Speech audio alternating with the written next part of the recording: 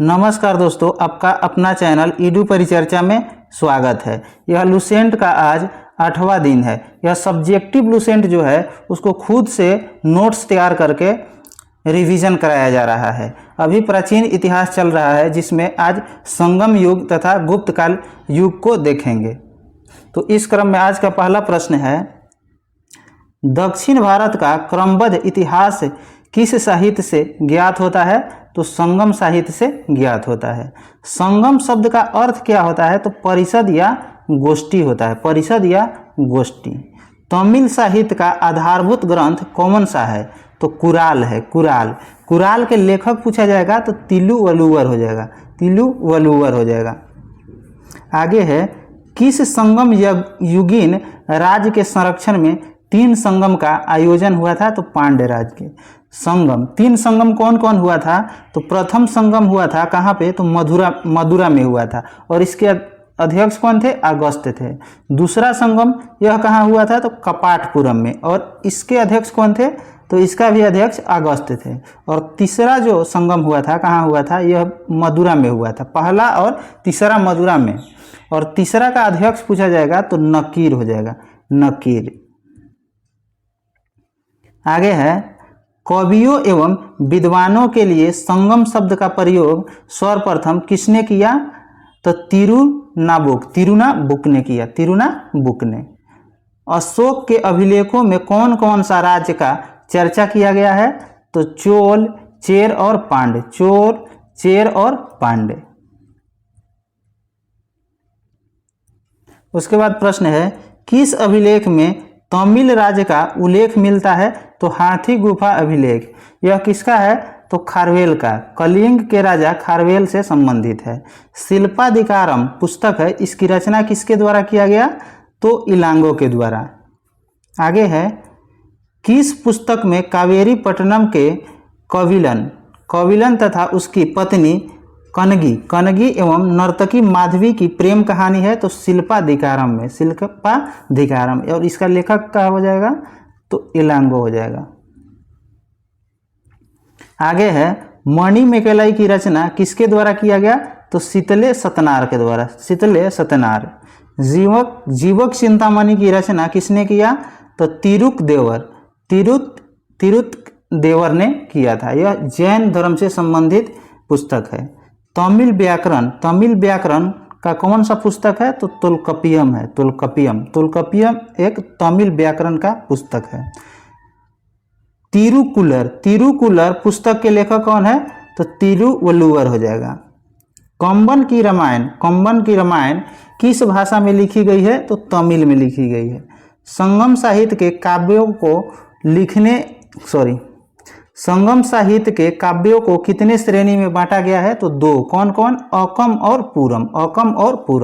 अकम काव्य का मूल विषय क्या था? तो प्रेम प्रसंग था। और पूरम काव्य का मूल विषय क्या था? तो युद्ध था। आगे है, संगम युगीन राज्यों में सर्वाधिक शक्तिशाली राज्य कौन था? तो चोल राज था, चोल। संगम युगीन राज्यों में चोलों का सबसे प्रतापी राजा पूछा जाएगा तो करिकाल हो जाएगा, करिकाल। और चोल वंश के संस्थापक पूछा जाएगा तो कौन हो जाएगा? विजयालय हो जाएगा। पुहार या कावेरी पट्टनम शहर की स्थापना किसने किया? तो करिकाल ने। किसने? करिकाल ने। संगम युग का दूसरा राज्य चेरो का था, जो कहाँ स्थित था? चेरो, तो यह केरल में था। किस संगम युगीन चेर शासक ने अधिराज की उपाधि धारण की? तो सेनगुटवन ने धारण किया था, जिनको और किस नाम से जाना जाता है? लाल चेर के उपनाम से किसको जाना जाता है? सेनगुटवन को। संगम युग का तीसरा राज्य पांड्य का था और इसकी राजधानी कहाँ था? तो मदुरा था, मदुरा। पांड्यों की सबसे शक्तिशाली राजा कौन था? तो नेडुजेलियन था। कौन था? नेडुजेलियन। आगे है, पांड्यों का पहला उल्लेख किसने किया था? तो मेगास्थनीज ने किया था, मेगास्थनीज ने किस राज्य को मोतियों के लिए प्रसिद्ध बताया था? तो पांड्य राज्य का।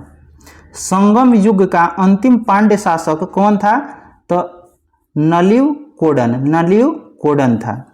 संगम युग में राज्य को क्या कहा जाता था? तो मंडल। संगम युग में राज्य को क्या कहा जाता था? मंडल। संगम युग में राजा का जन्मदिन को क्या कहा जाता था? तो पेरुनल कहा जाता था। यह VVI प्रश्न है, पेरुनल। संगम युग में मंत्रियों को क्या कहा जाता था? तो अमाई चान कहा जाता था। राजधानी में एक राज्यसभा होती थी। राजधानी में एक राज्यसभा होती थी जिसे क्या कहा जाता था? तो नालवई कहा जाता था। राजा का न्यायालय को क्या कहा जाता था? तो मनरम कहा जाता था। राजा के न्यायालय को मनरम कहा जाता था संगम काल में। आगे है, संगम युग में सेना के सेनापति को क्या कहा जाता था? एनाडी कहा जाता था। संगम युग में सेना का अग्र टुकड़ी को क्या कहा जाता था? तो तुसी, और पिछले टुकड़ी को कुल्ले कहा जाता था।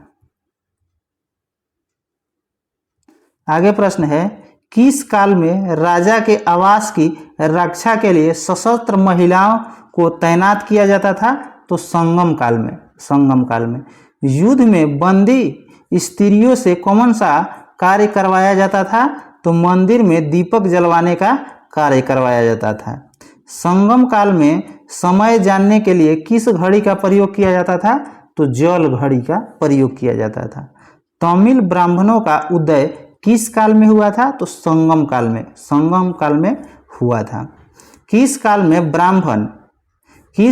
में ब्राह्मण मांस भक्षण और सूरा पीते थे? तो यह संगम काल में होता था। आगे है, संगम काल में कृषि का काम कौन करता था? तो बेलार करता था।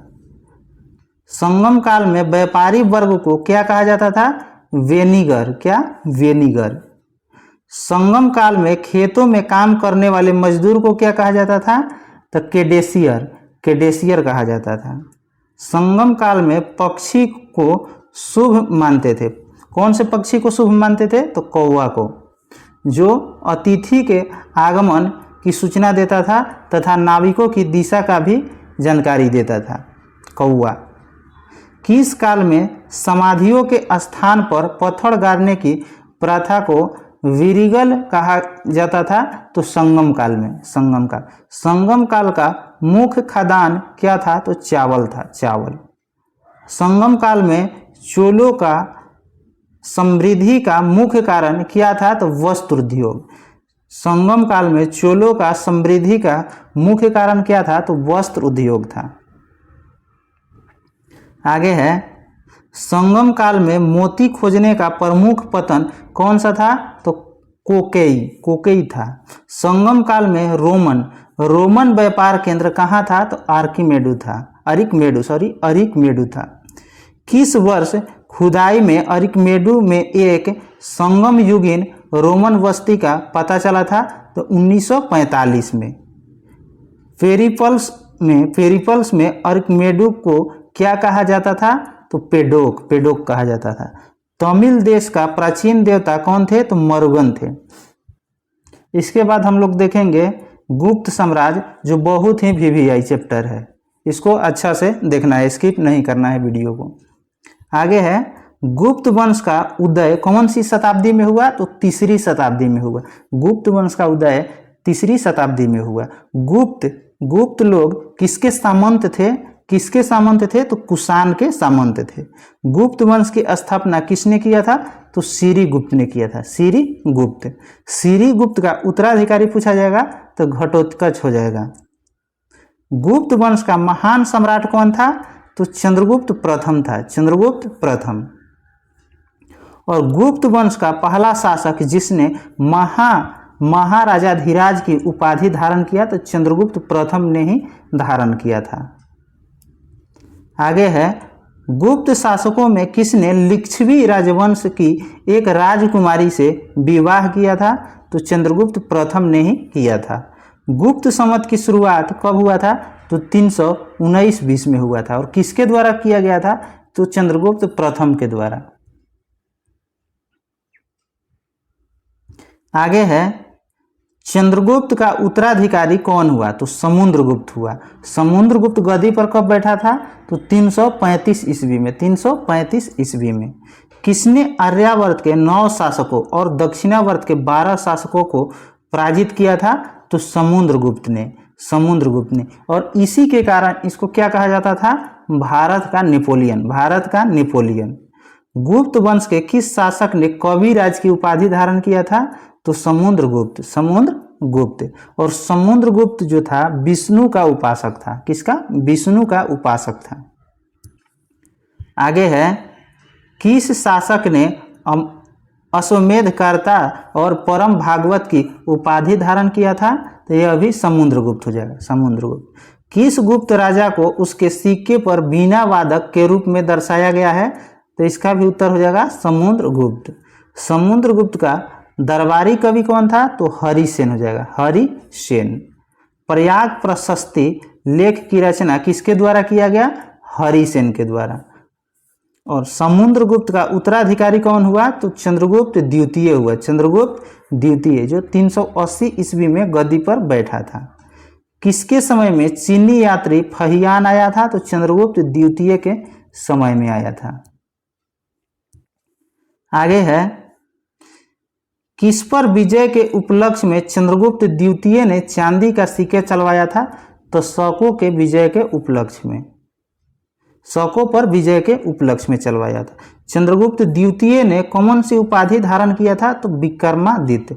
विक्रमादित्य का। चंद्रगुप्त द्वितीय का राज कवि कौन था? तो साब था। साब। चंद्रगुप्त द्वितीय के समय में विद्या का प्रमुख केंद्र पूछा जाएगा तो पाटलिपुत्रा और उज्जैनी हो जाएगा। उज्जैन। चंद्रगुप्त द्वितीय के दरबार में 9 विद्वानों की मंडली को क्या कहा जाता था? तो नवरत्न कहा जाता था। कालिदास, धन्वंतरी तथा बेताल भट्ट, यह किसके दरबार में रहते थे? तो चंद्रगुप्त द्वितीय के दरबार में रहते थे। आगे है, चंद्रगुप्त द्वितीय का उत्तराधिकारी कौन हुआ? तो कुमारगुप्त प्रथम। कुमारगुप्त प्रथम। नालंदा विश्वविद्यालय की स्थापना किसने करवाया था?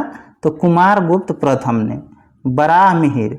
बराहमिहिर किसके दरबार में थे? तो चंद्रगुप्त द्वितीय के। चंद्रगुप्त द्वितीय के दरबार में थे।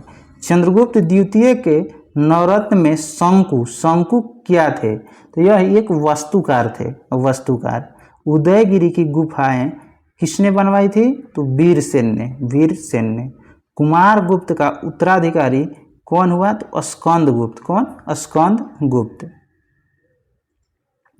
आगे प्रश्न है, गिरनार पर्वत पर स्थित सुदर्शन झील का पुनरुद्धार किसने करवाया था? तो स्कंदगुप्त ने करवाया था। स्कंदगुप्त ने किसको सौराष्ट्र का गवर्नर नियुक्त किया था? तो पर्णदत्त को। किसको? पर्णदत्त को।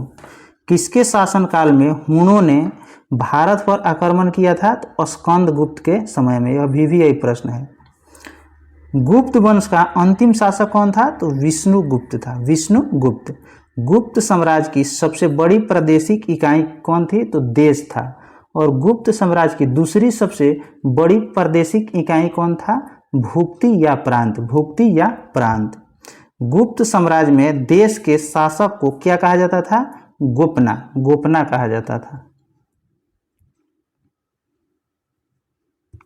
आगे है, भुक्ति या प्रांत के शासक को क्या कहा जाता था? तो उपरीक कहा जाता था। गुप्त काल में पुलिस विभाग का मुख्य अधिकारी क्या कहलाता था? तो दंडपाशिक। दंडपाशिक। गुप्त काल में चाट एवं भाट किस विभाग में कार्यरत थे? तो यह पुलिस विभाग में कार्यरत थे। गुप्त काल में प्रशासन की सबसे छोटी इकाई हो जाएगा ग्राम हो जाएगा। ग्राम सभा के मुखिया को क्या कहा जाता था? तो ग्रामिक कहा जाता था। गुप्त काल में भू राजस्व का कुल उत्पादन का कितना भाग होता था? तो 1/6 भाग होता था। आगे है, गुप्त काल में कृषि करने योग्य भूमि को क्या कहा जाता था? कृषि करने योग्य भूमि को क्षेत्र कहा जाता था। वास करने योग्य भूमि को वास्तु। वास करने योग्य भूमि को वास्तु। पशुओं के चारा योग्य भूमि को क्या कहा जाता था? तो चारागाह भूमि। चारागाह भूमि। ऐसी भूमि जो जोतने योग्य नहीं थी उसको क्या कहा जाता था? तो सील कहा जाता था। ऐसी भूमि जो जंगली होती थी वह उसको क्या कहा जाता था? तो अप्रहत। अप्रहत। आगे प्रश्न हो जाएगा, गुप्त काल में सिंचाई के लिए किसका प्रयोग किया जाता था? रहट या घंटी यंत्र का। रहट या घंटी यंत्र का। गुप्त काल में सर्वाधिक महत्वपूर्ण व्यापारिक केंद्र कौन सा था? उज्जैन था। उज्जैन। गुप्त राजाओं ने सर्वाधिक स्वर्ण मुद्राएं चलाए जिसे क्या कहा जाता था? तो दिनार कहा जाता था। आगे है गुप्तकालीन प्रसिद्ध मंदिर कौन कौन है? ये बहुत ही इम्पोर्टेंट है, इसको ध्यान रखना है। विष्णु मंदिर, यह तिगवा मध्य प्रदेश में है। शिव मंदिर एक भूमरा मध्य प्रदेश में है और दूसरा शिव मंदिर खोह, यह भी मध्य प्रदेश में है। उसके बाद हो जाएगा पार्वती मंदिर, यह कहाँ है? नैना कुठार। नैना कुठार कहाँ? मध्य प्रदेश। दशावतार मंदिर कहाँ है? तो यह देवगढ़ उत्तर प्रदेश में हो जाएगा। और लक्ष्मण मंदिर यह कहाँ हो जाएगा? भीतर गांव और कहाँ? उत्तर प्रदेश में। आगे है गुप्त काल में कयास्तों। कयास्तों का सर्वप्रथम वर्णन कहाँ मिलता है? तो याज्ञवल्क्य स्मृति में। गुप्त काल में किस जाति के लोग अपने देवताओं को मनुष्य का मांस चढ़ाते थे? तो सबर जाति के लोग। सबर जाति के लोग। पहली बार किसी का सती होने का प्रमाण किस में मिलता है? तो भानुगुप्त के एरन अभिलेख में। भानुगुप्त के एरन अभिलेख कब आया था? तो 510 ईस्वी में। गुप्त काल में वेश्यावृत्ति करने वाली महिला को क्या कहा जाता था? तो गणिका कहा जाता था। और वृद्ध वेश्याओं को क्या कहा जाता था? तो कुटनी। वृद्ध वेश्याओं को कुटनी। गुप्त सम्राट किस धर्म के अनुयायी थे? तो यह वैष्णव धर्म के अनुयायी थे। और गुप्त साम्राज्य का प्रतीक चिन्ह पूछा जाएगा तो गरुड़। यह VVI प्रश्न है, इसको ध्यान रखना है। गुप्त साम्राज्य का प्रतीक चिन्ह गरुड़ हो जाएगा। आगे है दशावतार मंदिर किस नदी के किनारे है? तो बेतवा नदी के किनारे हो जाएगा। अजंता की निर्मित कुल 29 गुफाओं में से किन गुफाओं का निर्माण गुप्त काल में हुआ था? तो गुफा नंबर 16 और 17 का। अजंता के किस गुफा में मरणासन राजकुमारी का चित्र बनाया गया है? तो गुफा नंबर 16 में। उसके बाद है अजंता की गुफा संख्या 17 के चित्र को क्या कहा जाता था? तो चित्रशाला। अजंता की गुफा नंबर 17 के चित्र को क्या कहा जाता था? तो चित्रशाला। अजंता की गुफाएं बौद्ध धर्म के किस शाखा से संबंधित है? तो महायान शाखा से। महायान। बाघ की गुफा कहाँ स्थित है? तो धार। धार कहाँ है? तो मध्य प्रदेश में है। आगे है किस काल में विष्णु शर्मा द्वारा पंचतंत्र की रचना की गई? तो यह गुप्त काल में। पंचतंत्र किस भाषा में लिखा गया? तो संस्कृत में। पंचतंत्र संस्कृत में लिखा गया। आर्यभट्टियम तथा सूर्य सिद्धांत नामक पुस्तक की रचना किसने किया? आर्यभट्ट ने। बृहद संहिता एवं सूर्य सिद्धांत की रचना किसने किया? तो बराहमिहिर ने। आगे है किसने सर्वप्रथम बताया कि पृथ्वी के चारों ओर सर्वप्रथम किसने बताया कि पृथ्वी सूर्य के चारों ओर घूमती है? तो आर्यभट्ट ने। पुराणों की वर्तमान रूप से रचना किस काल में हुई? तो गुप्त काल में हुई। पुराणों की वर्तमान रूप से रचना किस काल में हुई? तो गुप्त काल में। गुप्त राजाओं की राजकीय भाषा क्या थी? तो संस्कृत थी। गुप्त काल में चांदी के सिक्के को क्या कहा जाता था? तो रुपयक कहा जाता था। और सोना के सिक्का को दिनार कहा जाता था। मृक्ष कटिकम के लेखक शूद्रक हो जाएगा। शूद्रक। देवी चंद्रगुप्तम के लेखक विशाखदत्त। देवी चंद्रगुप्तम के लेखक विशाखदत्त हो जाएगा। यह सभी जो पुस्तक है गुप्त काल की पुस्तक है। यूरोपीय भाषा में अनुवादित प्रथम भारतीय ग्रंथ पूछा जाएगा तो भागवत गीता हो जाएगा। तथा यूरोपीय भाषा में अनुवादित दूसरी भारतीय ग्रंथ पूछा जाएगा तो अभिज्ञान शकुंतलम। यह किसकी रचना है? तो कालिदास की है। आगे है भारतीय इतिहास में स्वर्ण युग के रूप में जाना जाता है किस काल को? तो गुप्त काल को, गुप्त काल को। अगर आपको इसका पीडीएफ चाहिए तो हमारे टेलीग्राम चैनल ईडू परिचर्चा अवश्य ही ज्वाइन कर लें, जिसका लिंक वीडियो के डिस्क्रिप्शन बॉक्स में डाल दिया जाएगा। धन्यवाद।